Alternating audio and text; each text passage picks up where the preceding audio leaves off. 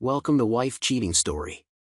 I hope you have an enjoyable and relaxing time listening. Let's get started. Before we begin, let me know where you're tuning in from down in the comments. And if you enjoy this story, don't forget to subscribe and turn on notifications so you never miss our next tale. The city of Chicago sprawled below me, a glittering carpet of a million tiny promises, each one a light flickering in the vast, cold dark. From the 45th floor of our penthouse on the Gold Coast, it was supposed to look like a kingdom, our kingdom. But tonight, it just looked like a long way to fall. The only light in the living room came from the 15-inch screen of my laptop. It sat on the glass coffee table, a silent, venomous little snake, looping the same 3 minutes of footage over and over again. No sound. It didn't need any. The images were loud enough. There was my wife, Claire. Her head thrown back in a laugh that I knew, even without hearing it, was throaty and unrestrained. She was in a hotel suite, the kind with dark wood and lighting designed to make everyone look richer and more desirable. The kind ID booked for us on our anniversary 2 years ago. Then there was him, Randall Vance. His hand rested possessively on the small of her back, his thumb drawing slow, confident circles on the silk of her dress. The dress ID told her she looked stunning in just last week. With them were 2 other men, faces flushed with expensive scotch and the easy arrogance of money. Brett and Caleb. I recognized them from the society pages. They were investors Randall was courting for his new lakefront development. And Claire. She wasn't just there. She was the main event. She leaned in, whispering something in Randall's ear, her fingers tracing the lapel of his tailored suit. The gesture was intimate, proprietary. It was the kind of touch that says, "You are mine." I didn't feel pain. Not yet. Pain is an emotion, and emotions were a luxury I couldn't afford right now. What I felt was a hollow, ringing void. It was the feeling a building gets just after the demolition charges have been set, in that single, silent second before it implodes. My job as a forensic accountant is to find the rot hidden beneath layers of polished numbers. I spend my days sifting through spreadsheets and shell corporations, looking for the single transaction that proves the lie. Tonight, my life was the balance sheet, and my wife was the fraud. For 3 weeks, a quiet alarm had been buzzing in the back of my mind. It started with a credit card bill that didn't add up, a charge for a suite at the Peninsula on a Tuesday I knew she was supposed to be at a gallery meeting. Her excuse was seamless, a last-minute booking for a visiting artist. But the artist's Instagram showed him in Miami that day. A small discrepancy, a loose thread. So I pulled it. I hired Spencer. He wasn't cheap, but the best never are. He was a ghost, a digital wraith who moved through the internet's back channels and the city's private networks. I didn't ask how he got the footage from the hotel's security system. I just paid the invoice.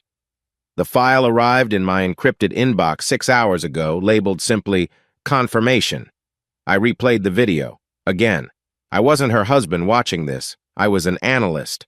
I noted the body language, the unspoken agreements, the casual way Randall's hand slid lower on her back as he guided her toward a closed door, away from the main room. Brett and Caleb shared a knowing smirk. The transaction was complete. The air in the penthouse was stale, thick with the scent of lilies from a bouquet Claire had bought yesterday. The irony was suffocating. I glanced at the clock on the wall, a minimalist piece of steel and glass. 11:47 p.m. She was late. Her text from 3 hours ago had said the charity gala was a huge success, and she'd be home around 11. My hands were steady as I poured myself a glass of water. No whiskey. I needed my mind to be a scalpel sharp, precise, and utterly without feeling. This wasn't a domestic dispute. This was a hostile takeover. My life, my home, my future, they were assets that had been compromised. And now, they needed to be liquidated. I heard the soft chime of the private elevator arriving at our floor. The sound echoed in the cavernous silence of the apartment. I didn't move. I just sat there, my face illuminated by the cold blue light of the laptop screen, and waited for the door to open. It clicked softly. She stepped in, a vision in emerald green silk, her blonde hair swept up in an elegant chignon. She was glowing, flushed with the energy of the evening, her smile radiant. She was the most beautiful lie I had ever seen. She kicked off her heels with a sigh of relief. God, what a night! You wouldn't believe who I had to talk to. Mrs. Davenport was wearing. She trailed off, finally noticing the darkness, the silence, the figure of her husband sitting like a statue in the gloom. Evan, you're still up? I thought you'd be asleep. Her voice was a melody, perfectly tuned. I didn't answer. I didn't need to. I just lifted my chin slightly, indicating the laptop. She walked closer, her smile faltering, replaced by a flicker of confusion. What are you looking at so intently? I reached out, my movement slow and deliberate, and swiveled the screen to face her. The smile on Claire's face didn't just fade. It shattered. It was like watching a porcelain doll crack in slow motion.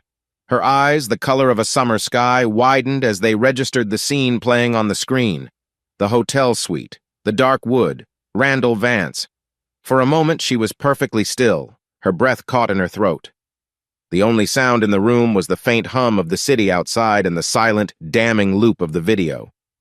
The blood drained from her face, leaving her skin as white as the lilies on the console table. Evan, what is this? Her voice was a fragile whisper, a complete break from the confident woman who had walked in moments before. It's a video, I said, my own voice flat, devoid of any emotion.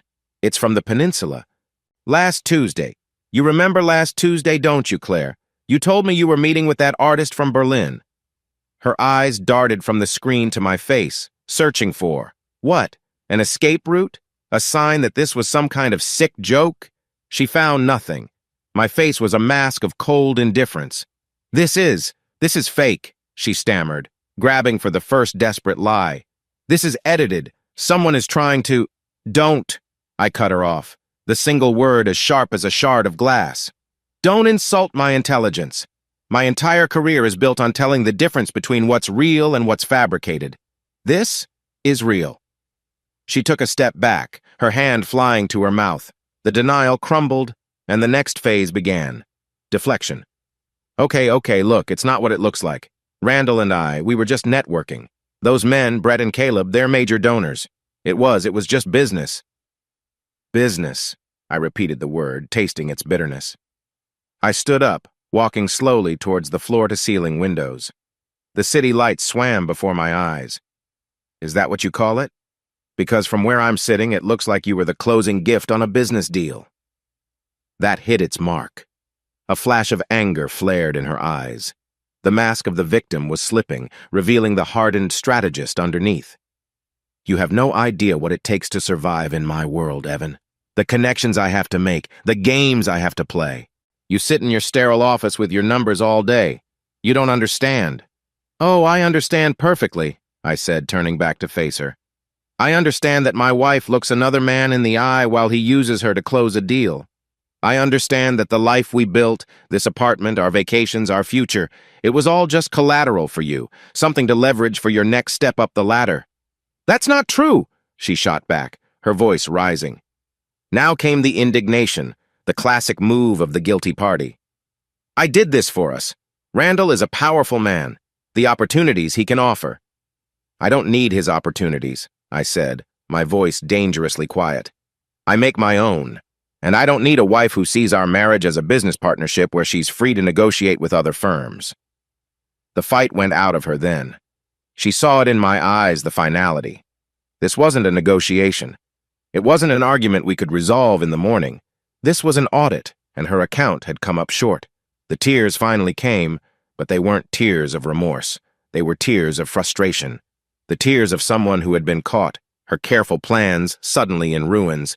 Evan, please, she sobbed, taking a step towards me. We can fix this. I love you. It meant nothing. The ultimate cliché. It was so predictable it was almost boring. I held up a hand to stop her. Love! I let out a short, humorless laugh. The word has no meaning coming from you right now. You didn't just sleep with him, Claire. You aligned with him. You chose him. You chose his world over ours.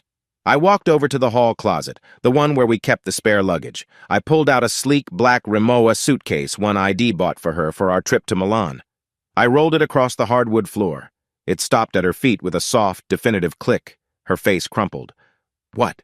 What are you doing? I'm liquidating a bad asset, I said, the words feeling strangely natural. You have 1 hour. Pack whatever you can fit in there. Clothes, shoes, whatever. Your jewelry is in the safe. The code hasn't changed. Take it. Consider it a severance package." "Evan, you can't be serious!" she shrieked, panic finally taking over. "Where am I supposed to go? You can't just throw me out." "I can, and I am," I said calmly. "As of 10 minutes ago, your name was removed from the lease agreement. Your credit cards have been canceled. The accounts we shared are now solely in my name. I would suggest you call Randall. I'm sure he has a guest room." I watched her, a woman I had once loved more than life itself, stare at me as if I were a stranger. And in that moment I was. The man she married, the quiet, predictable Evan, was gone. In his place was someone colder, harder, and infinitely more dangerous. The marriage didn't end with a final, tearful plea. It ended with the sound of drawers being yanked open, the angry rustle of silk, and the heavy final snap of a suitcase closing. It ended with the chime of the elevator doors sliding shut, leaving me alone in the silence of my cold, empty penthouse. The silence after she left was a physical thing. It pressed in on me, heavy and suffocating, a blanket woven from the ghosts of shared laughter and whispered secrets. For the first hour, I did nothing. I just stood by the window, watching the endless stream of headlights on Lakeshore Drive, each one a life moving forward while mine had just ground to a violent halt. The rage and the cold resolve that had carried me through the confrontation began to recede, leaving behind the raw, gaping wound of betrayal. And with it, the memories started to flood in, uninvited and cruel. I let them come. It was part of the process. You can't write off a loss until you've fully assessed the damage. I remembered the first time I saw her. It was at a fundraiser for the Art Institute. I was there as a junior analyst with my firm, a plus one on my boss's table, feeling entirely out of place in my rented tux. And then I saw her across the room. She wasn't just beautiful. She was alive, lit from within. She was a curator for a small, edgy gallery, and she talked about art with a passion that made you want to believe in everything she did.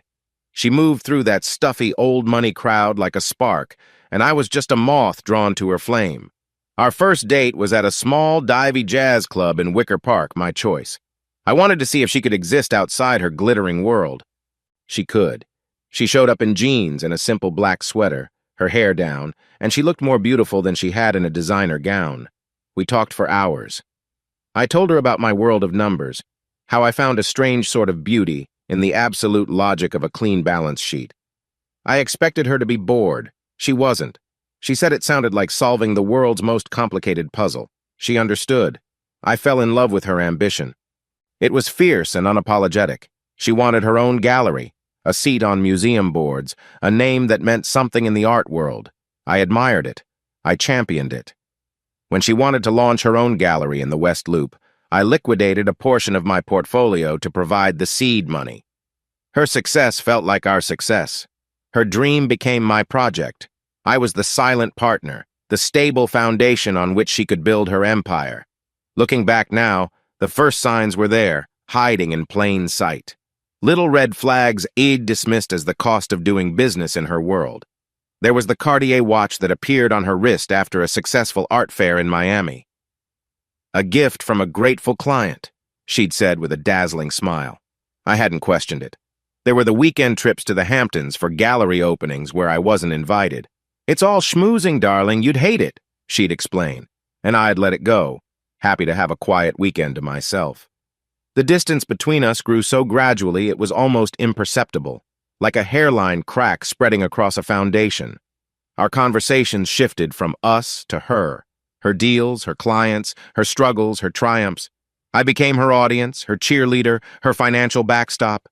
The intimacy Wed shared, the easy laughter and late-night talks, were replaced by a polished, performative affection, the kind you put on for show. I walked through the apartment, each room a museum of our dead marriage.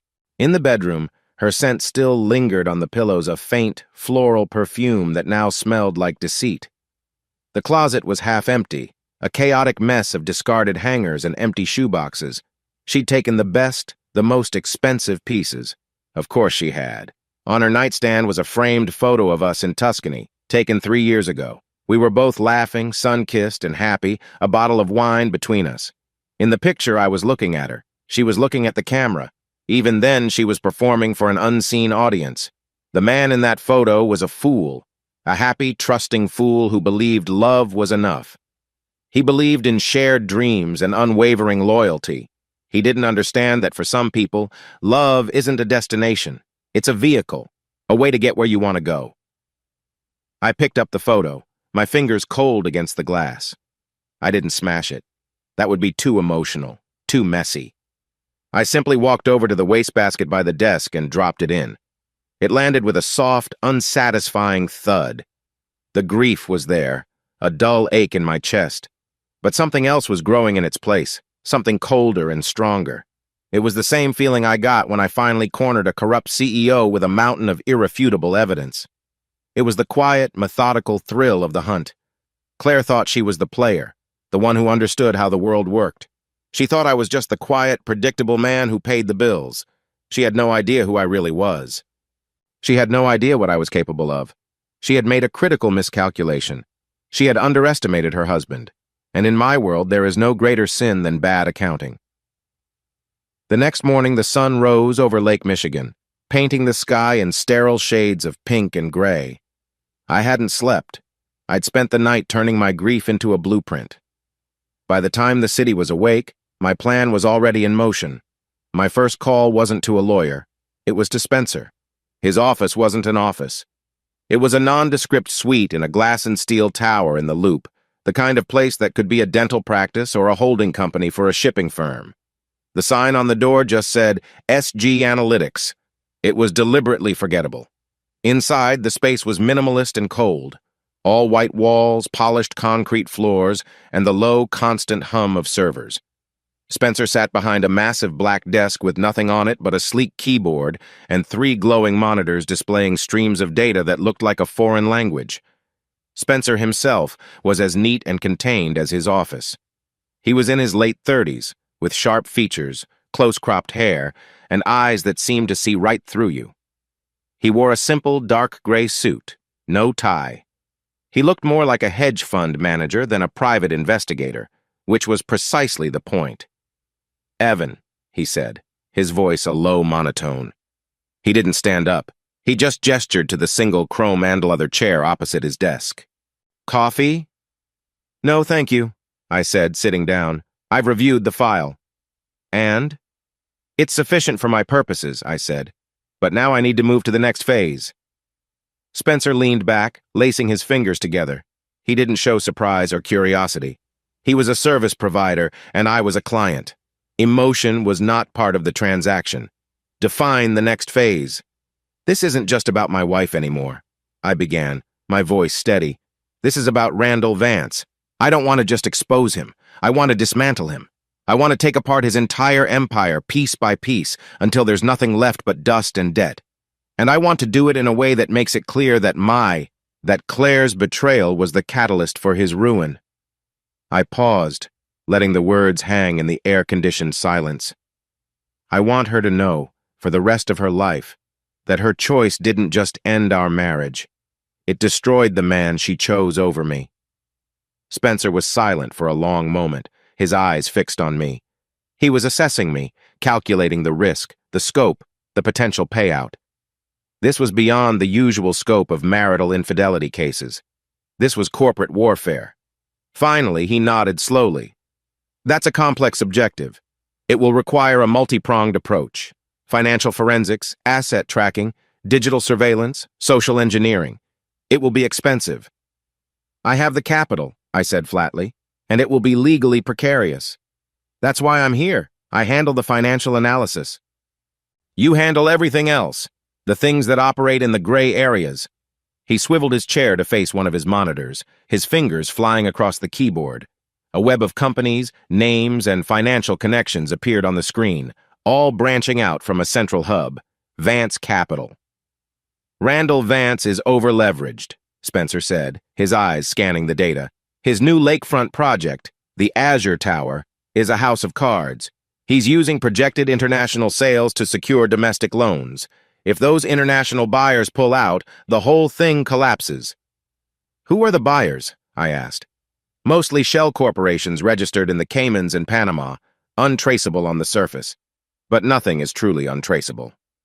He looked at me. You want me to find the pressure points? I want you to find the kill switch, I corrected him. I want every piece of dirt you can find on him. His partners, his investors, especially Brett and Caleb. I want to know where they eat, who they sleep with, and most importantly, where they hide their money. I need leverage. And Claire, he asked, his tone neutral. My jaw tightened. She made her choice. I want to understand the full extent of her involvement. I need to know if her gallery is clean. I need to know everything. I needed to know if she was just a cheat or something far worse. The answer, I knew, would determine the final shape of my revenge. Spencer nodded again. I'll put together a preliminary action plan and a budget. You'll have it by end of day. My retainer is $100,000, non-refundable. I didn't flinch. Transfer the funds this afternoon. I stood up to leave. The first gear of my war machine had just engaged. Evan, Spencer said, stopping me as I reached the door. I turned. A word of advice, he said, his expression unreadable. An operation like this, it changes you. Make sure the man you are at the end of it is someone you can still live with. I met his gaze, my own face a cold mask. The man I was is already gone. He left last night when his wife walked out the door. I walked out of his office and into the bustling Chicago streets, but I didn't see the crowds or hear the traffic. I saw only a chessboard, and I was ready to make my first move. The weeks that followed were a masterclass in deception. On the surface, my life resumed its meticulous rhythm. I was the first one in the office at Sterling Financial, my charcoal suit perfectly pressed, my demeanor as calm and unreadable as ever. I was Evan, the firm's top forensic accountant, the guy they called in when a company's books were so tangled they looked like a nest of snakes. My colleagues saw nothing amiss. They'd offer their condolences about the sudden split with Claire, a sanitized version of the story ID allowed to circulate. Hey, Evan, tough break, man! Sean, a junior analyst, had said by the coffee machine. If you need anything, let me know. Appreciate it, Sean, Id replied, my voice even. We just grew apart. It happens. They bought it. People always do. They want the simple, digestible story. The truth is usually too messy for polite conversation, but beneath that veneer of normalcy, a second life was running in the dark. My nights were no longer my own. They belonged to Randall Vance. After a 14-hour day dissecting the fraudulent accounts of a tech startup, I would come home to my silent penthouse, pour a single glass of bourbon, and open a second encrypted laptop. This was my real work now. The penthouse, once a symbol of our shared success, was now my war room. I converted the spare bedroom Claire had used as a study into my command center. I pinned financial statements, corporate structure charts, and satellite photos of Vance's properties onto a large corkboard. It was a web of deceit, and I was the spider at its center, patiently waiting. My days were a study in duality. At a board meeting for Sterling, Eddie calmly explained how a shipping company was using phantom inventory to inflate its assets, my tone professional and detached. Hours later, I'd be applying the exact same skills to Vance Capital, my heart a cold, hard knot in my chest. I saw the same patterns, the same arrogant disregard for the rules. Vance was a predator, and his balance sheets were his hunting grounds. He was using a classic scheme, but on a breathtaking scale. The Azure Tower, his glittering monument to his own ego, was financed with a pyramid of debt. He'd secured massive domestic loans by claiming to have pre-sold a majority of the luxury condos to wealthy international buyers. My job was to prove those buyers were phantoms.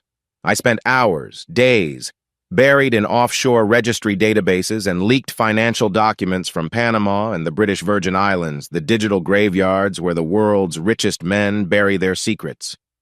It was painstaking work, like trying to reassemble a shredded document in a hurricane.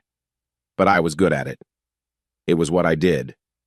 I traced shell corporation after shell corporation, peeling back layers of legal obfuscation until I found what I was looking for.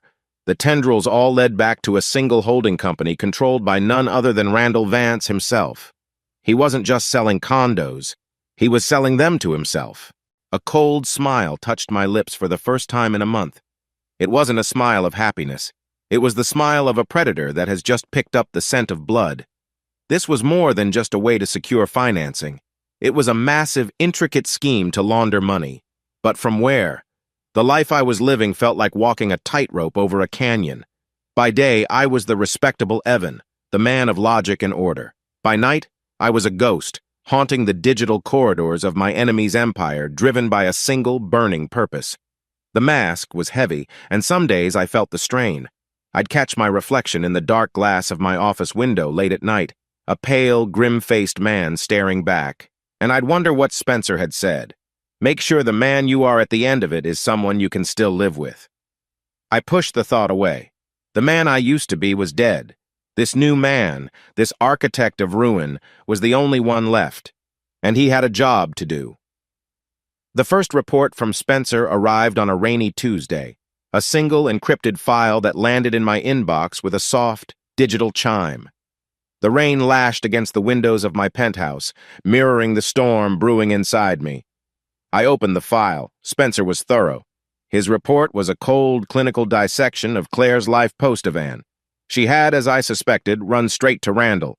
She was living in a corporate apartment he kept downtown. But that wasn't the part that made my blood run cold. The report focused on her art gallery, Claire Dane Contemporary. My seed money had started it, but my name wasn't on a single document. It was her baby. I always thought it was her one clean thing, the monument to her genuine passion. I was wrong. Spencer's team had dug deep. They'd tracked the gallery's sales records, cross-referencing them with auction house results and import-export documents. The pattern was undeniable. Certain pieces of art, usually from obscure European artists, would be purchased by the gallery for a modest sum. Weeks later, they would be sold to a private buyer for 10, sometimes 20 times the price. The buyers were always anonymous shell corporations, the same shell corporations I'd seen in the Azure Tower deal. The gallery wasn't just a gallery, it was a washing machine, a high-class, bespoke laundromat for Randall Vance's dirty money. The inflated art sales were how he was moving illicit cash into a legitimate-looking revenue stream, which was then funneled into his real estate projects. But the final, crushing blow came from a different section of the report: surveillance transcripts. Spencer had a source inside Randall's inner circle, a disgruntled executive assistant, apparently. The transcript was from a conversation between Claire and Randall in his car just 2 days ago. Randall: the auditors from First National are getting nervous about the international sales figures. They want more verification. Claire: what do you want me to do? I can't just invent collectors. The art world is smaller than you think. Randall: you're resourceful. You'll figure it out. That piece from the Dutchman, the one Brett and Caleb bought, we need another one of those. A big one. It's the only way to cover the down payment for the construction loan. Claire: this is getting risky, Randall. Evan's not stupid, if he ever looked into this. Randall: Evan is a bean counter who plays by the rules. He's sitting at home right now, feeling sorry for himself. He's not a threat. You made the right choice, baby. You chose a king, not a clerk. I had to stop reading. A wave of nausea washed over me. It wasn't just the affair anymore. That felt almost quaint by comparison. This was a betrayal on a corporate, criminal level. She hadn't just cheated on me. She had used our life, my money, and my trust as the foundation for her partnership in his crimes. She wasn't a pawn he had seduced. She was his co-conspirator, his willing accomplice. The memory of her face that last night, her feigned tears and talk of making a mistake, now seemed like a grotesque parody. She wasn't sorry she'd hurt me. She was sorry she'd gotten caught. She was worried about what I, the bean counter, might uncover. My rage, which had cooled into a focused, strategic engine, now roared back to life, white-hot and absolute. This changed everything. My plan to ruin Randall Vance now had a second, equally important target. I pulled up the org chart I had created for Vance's empire. With a few keystrokes, I added a new box, right next to Randall's. I typed in her name, Claire Dane. Then I drew a solid red line connecting her gallery directly to the money laundering scheme. She wasn't just collateral damage in my war with Randall anymore. She was a primary target. She thought I was a clerk. I was about to show her what a clerk can do when his entire world has been reclassified as a hostile asset. To burn down an empire, you need more than just a match. You need an accelerant, and you need a legal firewall.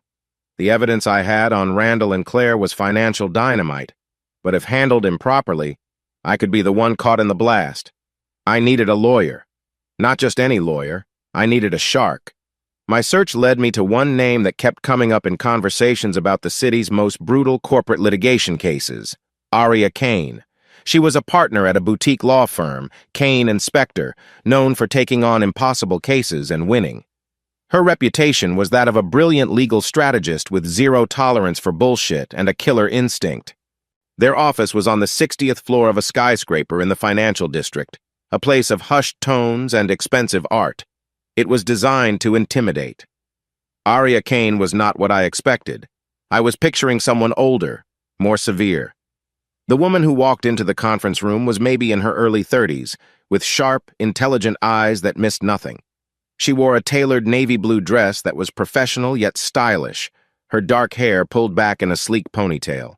She moved with an athlete's economy of motion, an air of coiled energy about her. "Mr. Martin," she said, her voice crisp and clear as she extended a hand. Her handshake was firm. "Aria Kane, my assistant said your request was unusual." "It is," I confirmed, sitting down as she took the seat opposite me. The table between us was a vast expanse of polished mahogany. "You're a forensic accountant at Sterling," she stated, not as a question. She had already done her homework. "You claim to have information regarding high-level fraud at a major development firm, and you wish to proceed as an anonymous whistleblower. That's a high-risk, low-reward proposition for you personally. Why?" I met her direct gaze. "Let's just say I have a vested interest in seeing certain parties held accountable." She raised a perfectly sculpted eyebrow. "A vested interest isn't a legal strategy. I don't take cases based on vengeance, I take them based on evidence. So show me what you have." For the next hour, I laid it all out. I didn't give her the story of the affair. She didn't need it. I gave her the numbers. I walked her through the offshore shell companies, the inflated art sales, the phantom international buyers for the Azure Tower. I spread the data before her like a general revealing his battle plans. She listened without interruption, her eyes scanning the documents on the tablet I provided, her expression unreadable. She was absorbing, analyzing, connecting the dots with a speed that was impressive.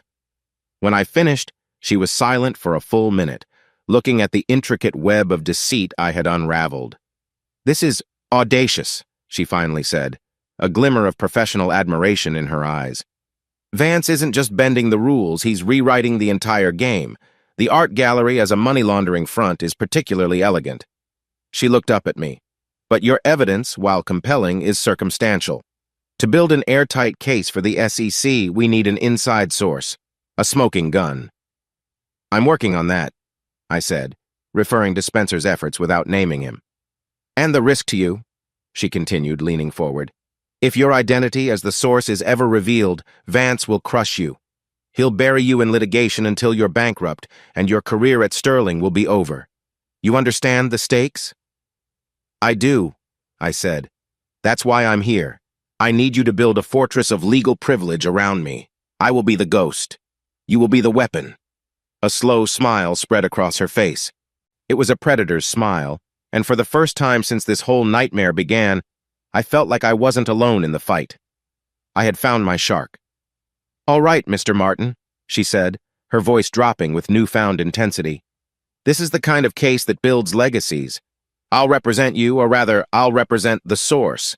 My firm will draft an engagement letter. Our fee is steep."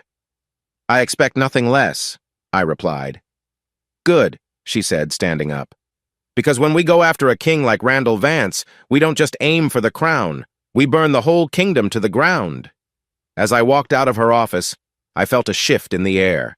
The rage was still there, a cold, hard pilot light in my soul, but now it was paired with something new, the thrilling, dangerous hum of a powerful alliance. The war was about to escalate.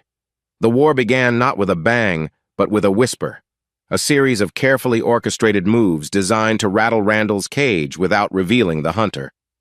My alliance with Aria was my legal shield, and Spencer was my covert operative. I was the strategist, moving my pieces across the board from the shadows of my penthouse. My first target was market confidence. Randall's entire empire was built on perception, the perception of invincibility, of endless growth. I decided to introduce a little doubt. Using a secure, untraceable server and a pseudonym, Icarus, I started posting on elite, member-friendly financial forums. I didn't make wild accusations. That would be too amateurish. Instead, I asked questions. Anyone else notice the unusual debt-to-asset ratio on Vance Capital's latest quarterly filing? I'd write. Seems aggressive, even for Randall. Hearing whispers about construction delays at the Azure Tower, can anyone with boots on the ground confirm? They were small seeds of doubt, planted in fertile ground.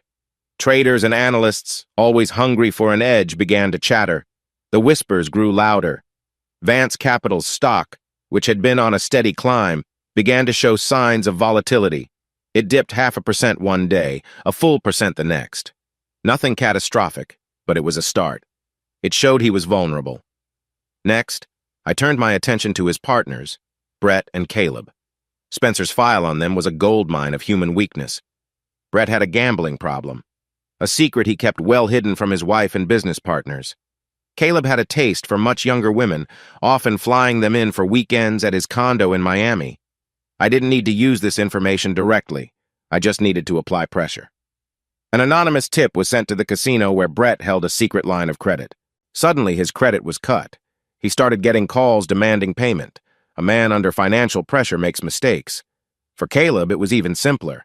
A high-resolution photo taken by one of Spencer's operatives showing him leaving a Miami nightclub with a 19-year-old girl was sent anonymously to his wife's personal email.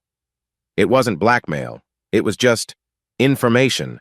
A chaotic home life distracts a man from his business. It makes him sloppy. Randall must have felt the ground shifting beneath him. His stock was jittery. His key partners were suddenly distracted and erratic. He was a shark that had sensed blood in the water, but he couldn't see the source of the wound. He was looking for a rival firm, a corporate raider. He would never think to look at the quiet, grieving husband of his mistress. He would never look at the clerk. Meanwhile, Arya was building our legal case. We met weekly in her soundproof conference room, the city lights twinkling below us. Our meetings were intense, purely professional, but a current of mutual respect ran beneath them. The SEC has opened a preliminary inquiry based on my initial filing, she told me one evening, pushing a file across the mahogany table. They're asking for more specifics on the offshore entities. I have them, I said, sliding a data stick toward her. The full transaction history of the 3 largest shell corporations. It links directly to Vance's personal accounts. She looked at the data stick, then back at me. You're good at this, Evan. Almost scarily good. My life is about finding patterns in chaos, I replied. Right now, my life is nothing but chaos. It's focusing my mind. She nodded, a flicker of something almost like sympathy in her eyes before it was replaced by her usual professional steel. This is the ammunition we need. Once the SEC launches a formal investigation, we can start leaking to the press. Control the narrative. Leaving her office that night, I felt a grim satisfaction. The pieces were moving.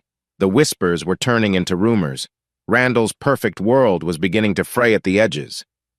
But I knew this was just the opening salvo. The real battle was yet to come. To truly destroy him, I had to get closer to the heart of his operation. I had to turn his greatest strength, his impenetrable network of secrets, into his ultimate undoing. The next 3 months were a blur of calculated aggression. The war moved from whispers to open skirmishes. My life was a meticulously compartmentalized spreadsheet. Column A was my work at Sterling, delivering flawless results. Column B was my covert operation against Vance Capital. There was no column C. Nothing else mattered. Arya and I worked in perfect synergy. She was the legal architect, constructing an impenetrable case while I fed her the bricks and mortar of hard data. Our late-night meetings in her conference room became the nerve center of the operation. The SEC has subpoenaed the transaction logs for the Azure Tower's international sales, she announced one evening, sliding a document across the polished table. The city lights behind her looked like a captured constellation.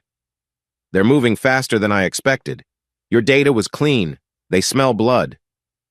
Good, I said. What's our next move? "We need to create a financial crisis for Vance," she explained, her eyes sharp. "The SEC investigation is a slow-moving python. It will eventually suffocate him, but we need to hit him with a knockout punch. We need to force him to liquidate assets, which will expose the fraudulent valuations." Her strategy aligned perfectly with my own. While she handled the legal front, Spencer and I had been working on the financial one.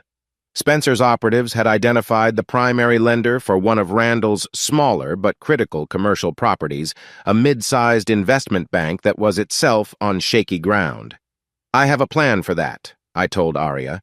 "I'm in the process of acquiring a significant portion of that property's debt through a series of anonymous shell corporations." She looked at me, a flicker of something unreadable in her eyes. "You're buying his debt so you can be the one to call it in. You're becoming the bank." "A predator knows how other predators think," I replied, the words tasting like metal in my mouth. "He used debt as a weapon to build his empire. I'm going to use it to tear it down." The final piece of the puzzle was the public narrative. We needed to be ready for the moment the scandal broke. Spencer had already prepared a dossier, a clean, media-friendly package of information. It detailed the financial fraud, the money laundering through the art gallery, and most importantly, it included a few carefully selected high-resolution stills from the hotel video. Not the most explicit ones, but enough to be damning. They showed Randall, Brett, and Caleb with Claire, their expressions telling a story of corrupt, celebratory indulgence. "The target for the leak," Spencer had explained in his cold, precise manner, "is a high-traffic gossip blog that caters to the financial elite. They value speed over journalistic ethics. They will publish first and ask questions later. The story will be framed not as a simple affair, but as evidence of the corrupt culture at Vance Capital, with your wife as a central player in brokering the deals." The cruelty of it was surgical. It wouldn't just expose her. It would brand her. It would turn her ambition into a sordid punchline. The trap was set. Every wire was in place, connected to a single detonator. All I had to do was wait for the perfect moment to press the button. The waiting was the hardest part. It was a time of cold, quiet fury, a holding of the breath before the plunge. I would walk the shores of Lake Michigan, the wind whipping off the water, and feel nothing but the coiled tension in my gut. The kingdom was about to fall. The day I chose was a Thursday in late October. A cold front had moved in, and a grim gray sky hung over Chicago. The market was already on edge due to some unfavorable international news. It was the perfect environment for a panic. At 9:31 a.m., just after the opening bell, I gave the order. Through my shell corporation, I exercised my right as a primary debt holder and issued a margin call on Randall's commercial property. It was an unexpected, aggressive move that would force his hand. He would either have to produce millions in liquid cash immediately or default, triggering cross-default clauses in his other loans. It was the first domino. At 9:45 a.m., Arias' office formally submitted the complete, updated whistleblower report to the SEC's Enforcement Division, complete with the irrefutable transaction logs I had uncovered. The market began to react almost instantly. Traders, smelling trouble, started dumping Vance Capital stock. The price began to slide, slowly at first, then picking up speed. I sat in my office at Sterling, my screen split into 4 quadrants. One showed the plummeting Vance Capital stock price. Another showed the real-time feed of financial news wires. The third was an open, secure line dispenser. The fourth was blank. "The SEC just acknowledged receipt of the filing." Spencer's voice came through my earpiece, calm and dispassionate. "The leak to the blog is timed for 10:30 a.m., exactly when the morning panic will be at its peak." "Good," I said, my own voice betraying no emotion. I watched the stock price dip below a critical support level. Red arrows filled the screen. It was like watching a man bleed out in real time. At 10:29 a.m., I saw the first headline pop up on a news aggregator. SEC launches formal investigation into Vance Capital. And then, at 10:30 a.m. precisely, the world exploded. Spencer's leak hit the internet like a grenade. The gossip blog, The Gilded Cage, ran the story with a sensational headline: "Sex, Lies, and Real Estate Inside the Corrupt World of Randall Vance." The article was brutal. It laid out the accusations of fraud and money laundering. And then it showed the pictures. There was Claire, laughing with Randall. There was another of her, glass of champagne in hand, sitting between Brett and Caleb, her hand resting familiarly on Brett's arm. The article explicitly linked the celebration to a dirty deal, painting Claire as the seductive hostess who sealed the corrupt bargain. My phone started buzzing, then ringing incessantly. Colleagues, old friends, financial journalists. I ignored them all. I watched the stock. It wasn't sliding anymore. It was nose-diving. Trading was halted once, then twice. It was a bloodbath. Randall Vance, the untouchable king of Chicago real estate, was being publicly executed, and I was the one pulling the trigger from 40 floors above the chaos. There was no joy in it, no triumphant cheer, just the cold, quiet satisfaction of a perfectly executed equation. I had calculated the variables, applied the pressure, and achieved the desired result. The war room in my penthouse had served its purpose. I looked at the corkboard covered in charts and photos, the intricate web of my revenge. With methodical calmness, I began to take it all down, piece by piece, until the wall was bare. The battle was over. Now came the fallout. The digital firestorm that Spencer had ignited consumed Claire whole. In the world she had fought so hard to conquer, reputation was everything, and hers was now radioactive. The story wasn't just on some obscure blog anymore. Within hours, it was picked up by major news outlets. The photos were everywhere. Her face, once a symbol of artistic sophistication, was now irrevocably linked to corporate sleaze and scandal. She was no longer Claire Dane, the respected curator. She was Randall Vance's mistress, the honey trap in a federal investigation. Her world imploded with breathtaking speed. First, the board of her own gallery, Claire Dane Contemporary, called an emergency meeting. By the end of the day, they had issued a press release announcing she had been removed from her position, effective immediately. The gallery she had built with my money had cast her out to save itself. Then her social circle evaporated. The charity boards she sat on quietly requested her resignation. Invitations to galas and fundraisers were rescinded. Phone calls went unreturned. In the high-stakes game of Chicago society, proximity to scandal was a death sentence. She had become a liability, and her friends cut her loose like a sinking anchor. I pictured her alone in that corporate apartment, the one Randall had provided. I wondered if he was even taking her calls anymore. A man like Randall, in the fight of his life, would see her as nothing but dead weight. She had bet everything on him, and he was a losing horse. 2 weeks after the story broke, Spencer sent me one final update on her. It was a simple, single-line message. Subject has vacated the downtown apartment. Current location is a motel near O'Hare Airport. Attached was a single photograph, taken from a distance. It showed Claire loading a suitcase, the same Rimowa I had given her, into the back of a taxi. She wore jeans, a plain gray hoodie, and a baseball cap pulled down low over her face. The designer clothes, the power suits, the elegant facade, all of it was gone. She looked small, anonymous, and utterly defeated. This was her bitter end. Not a dramatic, fiery crash, but a slow, humiliating fade into obscurity. She hadn't been struck down by a random act of fate. Every step of her downfall was a direct consequence of her own choices. She had craved a life in the gilded cage, and now she was learning that its bars were real. She was left with nothing but the ashes of her ambition. I felt a strange sense of detachment looking at the photo. There was no pity, but the burning rage had also cooled, leaving behind a vast, empty calm. She was no longer my problem. She was just another casualty in a war she had helped start. With the public humiliation complete, the final collapse of Randall's empire was a mere formality. The SEC investigation, bolstered by the media frenzy, moved with unprecedented speed. Federal agents raided the offices of Vance Capital, carrying out boxes of documents and computer hard drives. The images were on every news channel. Randall Vance, the man who had moved through Chicago like a modern-day king, was photographed leaving a federal courthouse, his face pale and drawn, his expensive suit looking rumpled and ill-fitting. The arrogance was gone, replaced by the hollow-eyed look of a man who sees the abyss opening up before him. Brett and Caleb were next.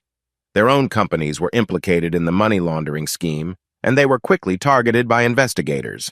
Their carefully constructed lives of wealth and privilege crumbled under the weight of the scandal. They turned on each other, their alliance dissolving into a flurry of panicked accusations and blame-shifting. It was pathetic to watch. I followed the proceedings from a distance, a ghost watching the destruction I had wrought.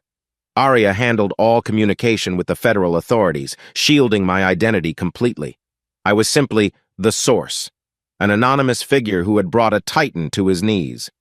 One afternoon, Arya called me. "It's done," she said, her voice calm, but with an undercurrent of triumph. "Vance, Brett, and Caleb have all been formally indicted. Wire fraud, money laundering, conspiracy. The U.S. attorney is calling it one of the biggest real estate fraud cases in the city's history." "And Vance Capital?" I asked. "In receivership. It will be dismantled and its assets sold off for pennies on the dollar. The Azure Tower will likely be bought by a competitor and finished under a new name. Vance's legacy has been erased." I closed my eyes, letting the finality of it wash over me. I had done it. I had achieved everything I set out to do. The revenge was complete, surgical, and absolute. "Thank you, Arya," I said, the words feeling inadequate. "I couldn't have done this without you." "We did it, Evan," she corrected me. "It was a hell of a case." After the call, I stood at the window of my penthouse looking out at the city. The anger, the hate, the burning need for vengeance that had fueled me for months. It was gone. In its place was a profound emptiness. The war was over, but the battlefield was my own life. I had won, but what was left? I had torn down their world. Now I had to face the daunting task of rebuilding my own. The fall of Vance Capital sent shockwaves through Chicago's financial and real estate sectors, and my name, or rather the name of my anonymous source persona, was whispered in tones of awe and fear. The media frenzy was intense, but Arya was a master at managing the narrative. She deflected, she obfuscated, and she ensured that the source remained a ghost, a legend. My identity was secure. The weeks following Randall's indictment were strange. The roaring fire of vengeance that had consumed me for months had burned itself out, leaving behind a landscape of quiet ash. The emptiness I felt wasn't one of sadness, but of purpose fulfilled. The project was complete. The final report had been filed. Now what? Arya and I found ourselves navigating a new kind of relationship. The war had forged a bond between us, a partnership built in the crucible of high-stakes litigation and covert strategy. With the battle won, the nature of that partnership began to shift. Our meetings, once filled with legal briefs and financial data, now lingered. We'd find ourselves talking long after the official business was concluded. "The U.S. Attorney's Office is building an ironclad case," she told me one evening, swirling the amber liquid in her whiskey glass. We were at a quiet, dimly lit bar near her office, a place where no one would recognize us. "They see you as a civic hero, you know, the anonymous patriot." I gave a dry laugh. "I wasn't motivated by civic duty, Arya. You know that." "I know," she said, her dark eyes meeting mine over the rim of her glass. "But your motives don't change the outcome. You took down a crook. You exposed a system of corruption. Does it matter why?" It was a good question. I had started this war for purely personal reasons, for the savage satisfaction of revenge. But in doing so, I had inadvertently done something good. The thought was unsettling. Our conversation started to drift away from the case and into more personal territory. I learned about her upbringing in a family of academics, her fierce drive to prove herself in a world dominated by men, her sharp, cynical sense of humor. She was more than just a brilliant lawyer. She was witty and principled, and possessed a quiet strength that I found myself increasingly drawn to. She, in turn, seemed intent on pulling me out of the emotional fortress I had built around myself. "What are you going to do now, Evan?" she asked me one night. "The war is over. You can't spend the rest of your life as a ghost." I hadn't thought that far ahead, I admitted. "You should," she said softly. "You have a rare combination of skills. A reputation that's now legendary, even if it's anonymous. You could do anything." The respect between us was solid, a foundation of shared intellect and a successful campaign. But now, I could feel the first, tentative shoots of something else growing in the space between us. A warmth, a possibility. It was a language I hadn't spoken in a long time, and I wasn't sure I still knew how. The storm had passed, and for the first time, I started to wonder what it might be like to feel the sun again. It happened on a cold Tuesday in December. I was leaving a coffee shop in the West Loop when I saw her. At first, I didn't recognize her. The woman huddled at a small outdoor table, nursing a single cup of coffee, was a ghost of the Claire I knew. The designer clothes were gone, replaced by a cheap, puffy coat that was too big for her. Her once perfectly styled blonde hair was now a dull, lifeless shade, pulled back under a worn-out beanie. Her face was thin, almost gaunt, and the vibrant spark in her eyes had been extinguished, leaving behind a flat, defeated emptiness. She looked like 100 other people you'd pass on the street without a second glance. She was invisible. Our eyes met. For a split second, a flicker of panic crossed her face, the instinct of a cornered animal. Then it was gone, replaced by a weary resignation. She knew this day would come. I felt nothing. No anger, no pity. It was like looking at a closed file, a case from a past life. I almost kept walking, but some part of me, the part that needs to balance every last entry, made me stop. I walked over to her table. "Claire," I said. My voice was neutral. She looked up at me, her eyes red-rimmed. "Evan." "What do you want?" I asked, keeping my tone professional like a business meeting I was obligated to attend. "Can we just talk for a minute?" she pleaded, her voice raspy. "Please, buy me a coffee. I'm freezing." I went inside, bought her a coffee, and placed it on the table in front of her. She wrapped her chapped hands around it, desperate for the warmth. "Thank you," she whispered. We sat in silence for a moment. The bustling city life of the West Loop, the very neighborhood where her gallery once stood as a monument to her ambition, swirled around us, a world she was no longer part of. "I have nothing, Evan," she finally said, staring into her cup. "Everything is gone. My gallery, my friends. My name is Poison. I'm working as a waitress in a diner out by the airport. I can barely make rent on a room I share with 2 other girls." "That was the life you chose," I said, the words coming out colder than I intended. Her head snapped up, a flash of her old fire returning. "I chose success. I chose to build something. Is that so wrong?" "There's a difference between building something and being an accessory to a federal crime," I countered. "You weren't just sleeping with him, Claire. You were his partner. You laundered his money. You knew exactly what you were doing." Her defiance crumbled. "I just wanted to win," she said, her voice breaking. "I saw how the world worked, and I wanted to be one of the winners. He promised me everything, and I believed him." She looked at me, her eyes pleading. "Can't you help me? Just a little money to get back on my feet. For what we once had." I leaned forward, my voice low and final. "What we once had. You sold that for a seat at his table. You made your bet, Claire, and you lost." I looked at her, truly looked at her one last time. "This isn't my fault. This isn't Randall's fault. This is the price of your choices. Every dollar you have, every meal you eat from now on, that's what your ambition was worth." I stood up. I didn't say goodbye. I just turned and walked away, leaving her there with her cheap coat and her cup of coffee, a forgotten relic in the city she once thought she owned. As I walked away, I felt a definitive click inside me, like the closing of a lock. It was the final entry in a long and painful ledger. The account was now settled. The file on Claire Martin was permanently closed. The destruction of Randall Vance made me a legend. In the closed, incestuous world of high finance, the story of the Source, who had single-handedly dismantled Vance Capital, became a cautionary tale whispered in boardrooms and steakhouse bars. No one knew who I was, but they knew what I could do. And that reputation was an asset more valuable than gold. I decided it was time to cash it in. I resigned from Sterling Financial. My boss, a shrewd man named Mr. Davenport, tried to convince me to stay. "Evan, you're the best we have. Whatever you want, a bigger office, a partnership, it's yours." "It's not about that, sir," I told him respectfully. "It's time for me to build something of my own." 2 months later, Martin Forensic Analytics opened its doors. The name was deliberately understated.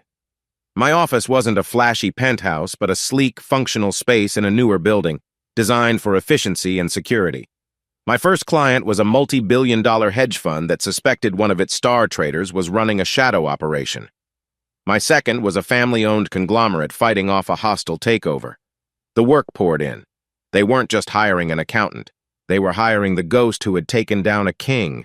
They were hiring a weapon, and I wasn't alone. Martin and Kane Analytics, Aria corrected me one afternoon, standing in the doorway of my new office. She was holding a framed law degree and a bottle of expensive scotch. It has a better ring to it, and it reflects the reality of the situation. I had offered her a position as chief legal counsel, but she had countered with a demand for a full partnership. You're the financial weapon, Evan. I'm the legal shield. We're more powerful together than we are apart. I couldn't argue with her logic. She had been my partner in the truest sense of the word during the war against Vance. It only made sense for her to be my partner in the peace. Our firm became a powerhouse. We were the boutique agency the giants called when they had a problem no one else could solve. We were discreet, ruthless, and unbelievably effective. We dismantled fraud, exposed corporate espionage, and protected companies from predators like Randall Vance. I was using the very skills I had honed for revenge, but now I was using them to build, not destroy. The work was all-consuming, but it was a clean fire, not the toxic burn of vengeance. I was creating value, restoring order. My life, once defined by a betrayal, was now being defined by my success. I was no longer the grieving husband. I was the founder of a rising empire.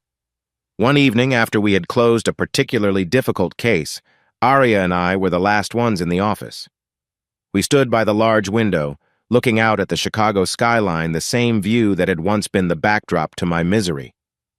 "We make a good team," she said, her voice soft. "The best," I agreed.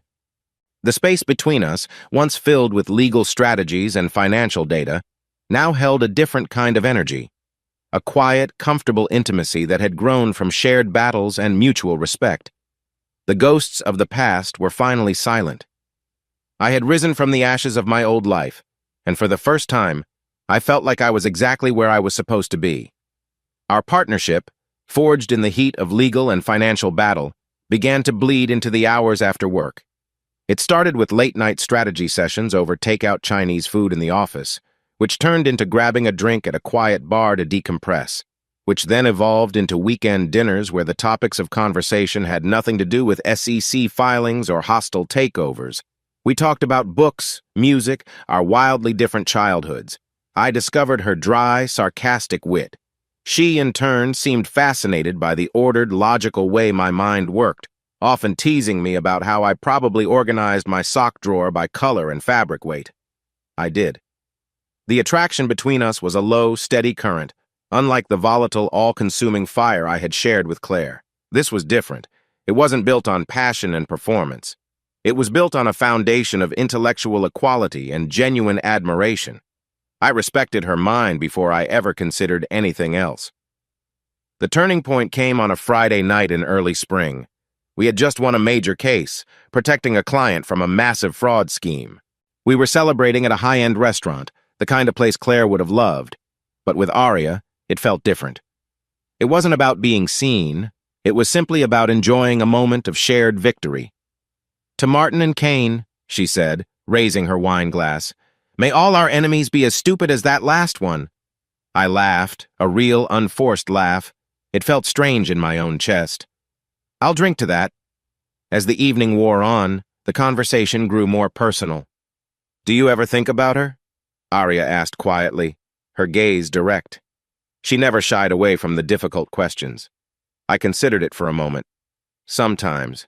Not in the way I used to. It's more like looking at a case study of a bad investment. I learned a lot, but the emotional attachment is gone. The asset has been fully written off. "And the man who made that investment?" She probed gently. "Is he gone too?" "Mostly," I admitted. "He was too trusting. He didn't see what was right in front of him." "Trust isn't a weakness, Evan," she said, her voice soft but firm. "Giving it to the wrong person is just a mistake. It doesn't mean you should never give it again." Her words hung in the air between us. It was more than legal advice. It was an invitation. Later, as we stood outside the restaurant waiting for our cars, the cool spring air felt fresh and clean. The city hummed around us. "My place isn't far from here," she said, her statement simple, direct, leaving the next move entirely up to me. There was no game playing, no ambiguity. It was a clear, honest offer. A new contract laid on the table. In my old life, a moment like this would have been filled with a rush of intoxicating passion. But this was quiet, deliberate. It was a choice, made with open eyes and a full understanding of the terms. I looked at this brilliant, strong, and incredibly principled woman, and I saw a future I had stopped believing was possible. "I know," I said, a slow smile forming on my face. I dismissed my waiting car with a wave. "Let's walk." That night, there were no grand pronouncements or fiery declarations. It was a quiet, mutual understanding. A partnership that had been defined by legal clauses and financial data was now being redefined by something warmer, more real. It wasn't about erasing the past or forgetting the scars. It was about acknowledging that they had led me here, to this moment, with her. It was the beginning of a new chapter, written on clean, fresh pages. 2 years passed. 2 years of building, not burning. The offices of Martin and Kane now occupied an entire floor of our building. We were the firm other firms feared and clients revered. My life had found a new rhythm, one defined by challenging work, intellectual sparring with Arya, and a quiet, profound sense of peace I hadn't thought possible. One Wednesday night in June, I was at home, in the new penthouse Arya and I had bought together in Lincoln Park. It was warmer than my old place, filled with books and art that we had chosen together. It felt less like a showcase and more like a home. Rain slicked the windows, the city lights blurring into a soft watercolor painting. Arya was curled on the sofa, reading a legal brief, a glass of red wine on the table beside her. I was idly flipping through channels on the TV. I stopped on a local news channel. A familiar face filled the screen, older and grayer, but still recognizable. It was Randall Vance, wearing a standard-issue prison jumpsuit. The chyron at the bottom of the screen read, "Vance denied parole." The reporter's voice droned on. Vance, serving a 20-year sentence for one of the largest real estate fraud schemes in Chicago history, was denied his first bid for parole today. A new book on the scandal, The Azure Deception, is set to be released this fall. Sources say it includes a chapter on the disgraced art curator Claire Dane, who was a key figure in the money laundering operation but was never formally charged. Her current whereabouts are unknown. Arya looked up from her brief. "See that?"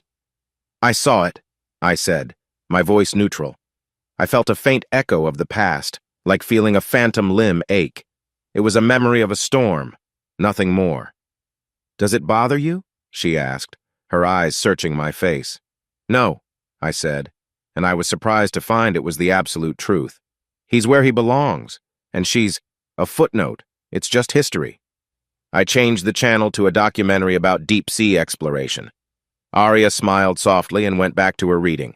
The ghost had appeared, and we had both looked right through it. The past no longer had any power here. It had been audited, accounted for, and filed away. The next day at the office, I was reviewing the portfolio for a new client, a tech company that had been bled dry by its own CFO. The patterns of deceit were clumsy, almost insulting in their simplicity compared to the labyrinth Randall had built. As I mapped out the flow of stolen funds, I found myself thinking about my own journey. The betrayal, I realized, had been my crucible. It was the fire that had burned away the naive, accommodating man I used to be and forged the one I was today. The Evan who married Claire believed in a simple, romantic math. Love, loyalty, happiness. He was a good man, but he was breakable. The Evan who sat in this office, the man who could see the rot beneath layers of corporate polish, was different.